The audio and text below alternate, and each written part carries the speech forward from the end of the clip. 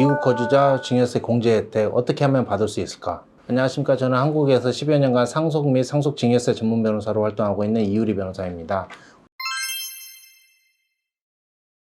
오늘은 미국 거주자 입장에서 한국에 있는 부모님으로부터 일정 재산을 증여를 받을 때 증여세 공제 혜택을 어떻게 하면 받을 수 있을 것인가 부분에 대해서 자세히 살펴보도록 하겠습니다. 일단 미국 거주자라고 한다면 미국 시민권자분들도 계실 거고 미국 영주권자분들도 계실 거고 아니면은 비자 등으로 인해 가지고 미국에 거주하시는 분들도 계실 건데 주재원분들, 유학생분들 여러 경우가 많을 것입니다.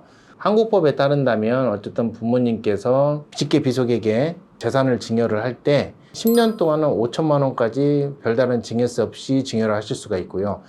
만약에 그 직계비속이 미성년자라면 10년 동안 2천만 원까지 공제가 됩니다. 2천만 원까지는 세금을 내지 않고 재산을 증여할 수 있다는 이야기인데요.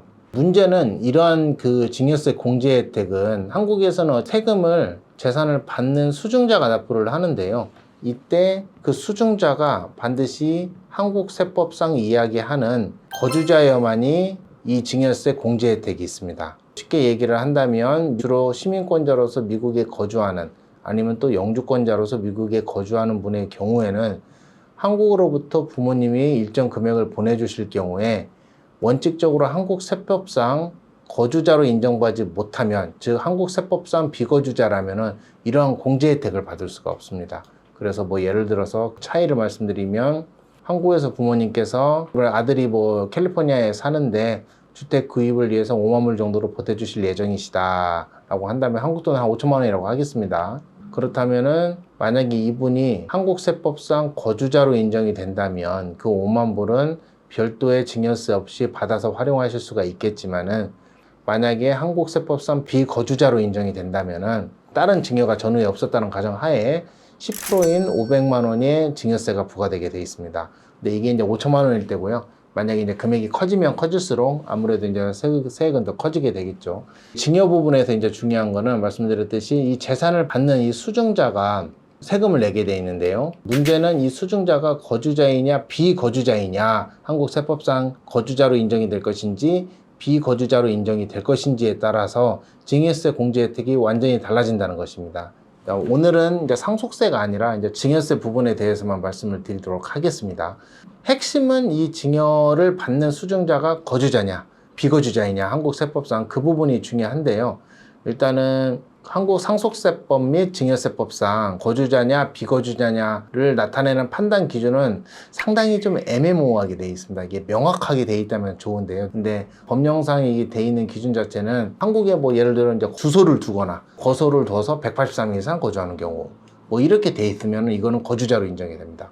그러면 주소가 뭐고 거소는 무엇인가, 이런 의문이 당연히 생길 수밖에 없습니다. 주소는 뭐냐면 어쨌든 한국 상속세 및 증여세법상 주소의 개념이나 이런 거를 본다면 결국 세부적인 내용은 법이 아니라 법 밑에 있는 시행령에 위임을 했습니다. 근데 또 이 상속세법 및 증여세법상 시행령에는 또 이 소득세법을 또 준용한다고 되어 있습니다. 결론적으로 이제 소득세법 시행령까지 명확하게 봐야 규정이 되는데, 어쨌든 규정상으로는 주소라는 건 무엇이냐 그러면은 가장 쉽게 얘기하면 주된 생활지가 국내이고 국내에서 이제 직업도 가지고 세금도 내고 가족들도 다 여기에 있고 주된 생활의 근거지가 한국에 있다. 그럴 경우에 한국에 주소를 뒀다, 이렇게 얘기를 합니다. 그래서 주소라는 근거가 우리가 흔히 얘기하는 주민등록법상에 어디에 전입신고를 하고, 그래서 제가 만약에 서울에 서초동에 산다 그러면 서초동에 있는 A 아파트 A동 101호에 산다고 그 주소를 신고를 합니다. 그러면 그게 주소 아니냐? 아닙니다. 여기서 말씀하는 주소라는 거는 나의 생활의 주된 근거지가 되는 곳을 이야기하는 것이지,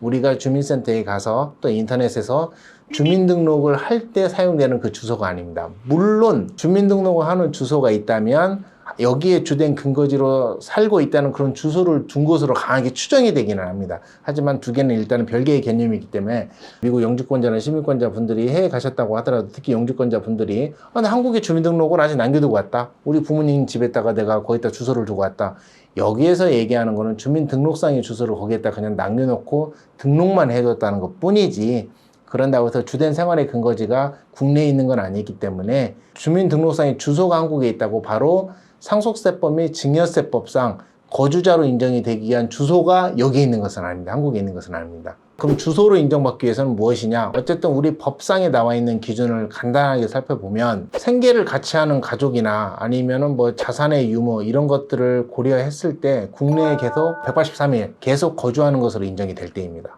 그런 것들이 국내에 있다고 인정되는 경우에는 이제 국내 주소를 둔 것으로 보고요. 국내에 주소를 둔 것으로 본다면 그분은 거주자로 인정이 될 수가 있습니다.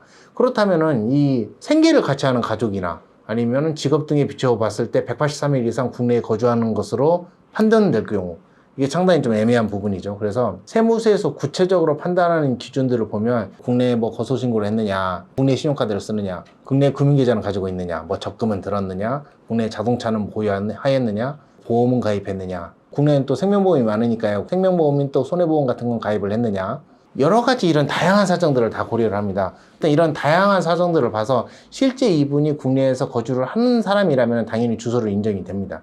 그래서 이제 미국 시민권자 분들 같은 경우에는 실제 거주를 하는 게 아니기 때문에 주소가 인정되기는 어렵습니다. 자, 그렇다면은 미국에 거주하시는 분들 입장에서 하나 기대할 수 있는 거는 주소보다 아래 개념인 거소라는 게 있습니다. 쉽게 얘기한다면 직업이 한국에 있어가지고 나는 한국에 나와서 사는데 배우자나 자녀는 다 미국에 있는 경우입니다.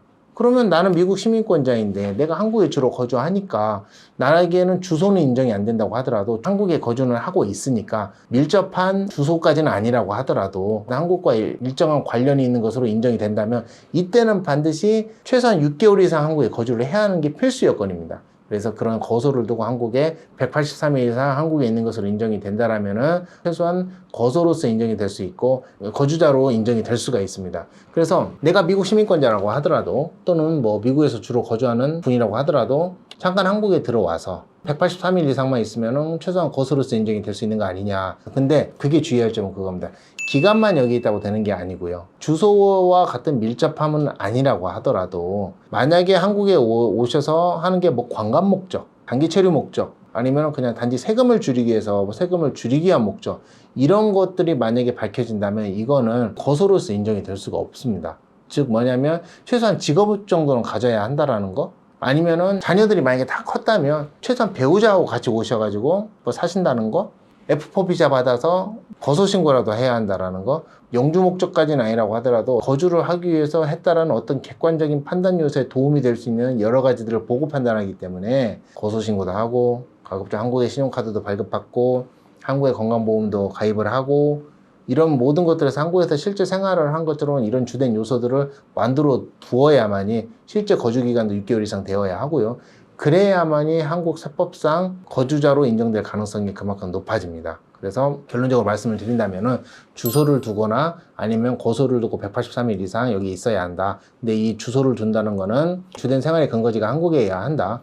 그것보다는 좀 관련성이 낮다고 하더라도 최소한의 관련성을 가지고 국내에 거주한다면 최소한 거소는 인정이 될 수 있고 거주자로 인정이 될 수 있습니다. 그래서 미국 시민권자분들 같은 경우에 주소까지는 아니라고 하더라도 최소한 거소로서 인정이 되거나 아니면은 실제 한국에 와서 거주하시는 분들 같은 경우에는 주소도 인정이 될 수 있는 것입니다. 그래서 아예 한국에서 사실 거주할 생각은 없고 그냥 계속 미국에서 계속 거주를 하고 그런 경우라면은 사실 한국 세법상 증여세 공제는 받기가 어렵습니다. 사실 한국 세법상 받을 수 있는 증여세 공제 한도는 미국에서 인정하는 어떤 통합면세 한도보다는 대단히 작습니다.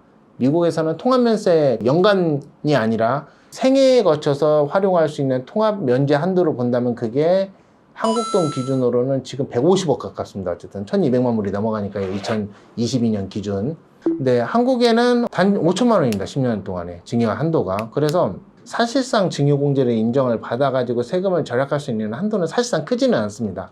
그래서 미국에 실제 거주하시는 분들이 이런 증여세 공제 한도를 받기 위해서 억지로 와가지고 여기에서 뭐 거주를 하고 과연 이럴 필요가 실익이 그렇게 크지는 않기 때문에 실제 저희가 사례를 진행하는 사례도 본다면 중요한 거는 정확하게 증여세 신고를 하고 정확하게 반출해서 나가는 게 목적이지 꼭 증여세 공제 한도를 어떻게든 받으려고 한다면 결론적으로 보면 그러기 위해서는 미국에서 생활이나 이런 것들을 포기해서 들어와서 해야 하는 게 많기 때문에 이게 만만치가 않은 일이거든요, 자체가. 그래서 그런 사정이 되는 분들이라면 가능은 하겠지만은 그게 대표적인 게 유학생이나 해외에 파견 나가 있는 주재원 같은 분들입니다. 어쨌든 이런 분들 같은 경우는 일정한 요건 하에서는 해외에 거주한다고 하더라도 한국 세법상 거주자로 인정이 될 수가 있습니다. 실제로 또 그 각종 요건에 따라서 인정도 많이 해주고 있고요. 그래서 본인이 유학생이나 해외 주재원이라면 내가 지금 가지고 있는 내 현실상 한국 세법상 거주자로 인정이 될지 여부에 대해서 궁금하신 분들은 상담을 신청을 해주시면 본인이 미국에서 체류했던 기간,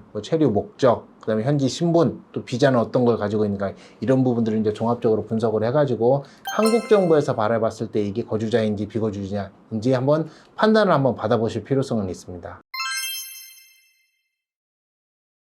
자, 오늘은 미국 거주자의 입장에서 한국에서 증여세 공제 한도를 받을 수 있는 방법이 무엇인지에 대해서 자세히 살펴보았습니다. 본 영상에 대해서 궁금한 점이 있으시면은 댓글을 통해서 질문을 남겨두시면 간단한 부분들은 제가 직접 답변을 남겨드리도록 하겠습니다. 만약에 좀 더 자세한 상담이 필요하시면 역시 댓글에 남겨져 있는 링크에 상담을 신청을 해주시면 자세한 상담을 받으실 수 있습니다. 감사합니다.